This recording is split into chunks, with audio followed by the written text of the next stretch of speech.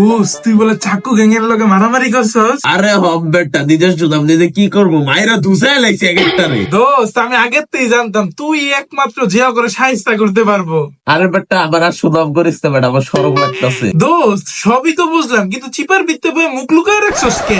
আরে বেটা ওখানে মারছি না, শরীরটা গরমে আর হইছে। মানুষের আশেপাশে যদি যাই তাহলে সবার গরম লাগতেছে, আমার শরীরের গরমে বুঝছ নাই? এটার লাগে চিপার ভিতর বইয়া দিয়ে শরীরের গরমটা কমাইতেছি আর মুখ লুকায় রাখছি। মানে আমি যেই ভয়ানক রূপ নিয়ে ওখানে মারছি, যেই দেখতেছে হেই আমার ডলাইতেছে বুঝছ নাই? এটার লাগে কারোর দিকে তাকাই না। দোস্ত তোর এই ভয়ানক রূপ দেখার আমার অনেক ইচ্ছা, প্লিজ দোস্ত একবার একবার একবার একবার। এমনি তো ভাবছি আমার এই ভয়ঙ্কর রূপ কাউরে দেখাইতাম না, কিন্তু তুই বন্ধু বান্ধব তোরে দেখানো যায়। দোস্ত তোরে কি জাকু গ্যাং ধরে মারছে? এতদিন তুই আমার এই জিনিস জাকু গ্যাংয়ের পোলাপাইনের সাহস আছে আমার শরীরে টাচ করবো? আমি তো বেটা একা শুধু ওখানে মারছি, আর আমার দিকে তাকায় না, মানে এমনি চোখটা বড় করে তাকানো সাহস পাই না বুঝছ নাই? আর মুখে যদি টুকটাক দাগ দেখতেছস, এটা তোর মশায় মনে কর যে কামড় দিছে, যে চিপাই বুঝছি না, এটা মশায় কামড় দিছে।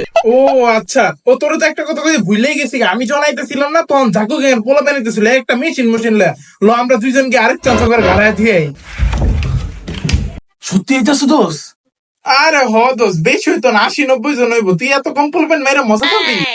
আমি তো বেটা হেরে গিয়ে এত কম পোলাপাইন রে মজা পাবো? আর হুন দোষ জাকু গ্যাংয়ের পোলাপাইন যদি আঙ্গ করায় না, তাহলে তুই কবি আমি করে দেয় গা। আমি আলমারির ঢুকা চুপচাপ সাহসীর মতো বয়ে রইছি, কারণ ওরা যদি আমার এই রূপ দেখে ওরা আবার বয়স সব হাসপাতালে যাবো গা বুঝছ নাই? কইস না কিন্তু আমি করে আছি, আমি আলমারির সাহসী মানুষের মতো চুপচাপ করে বয়ে রইছি।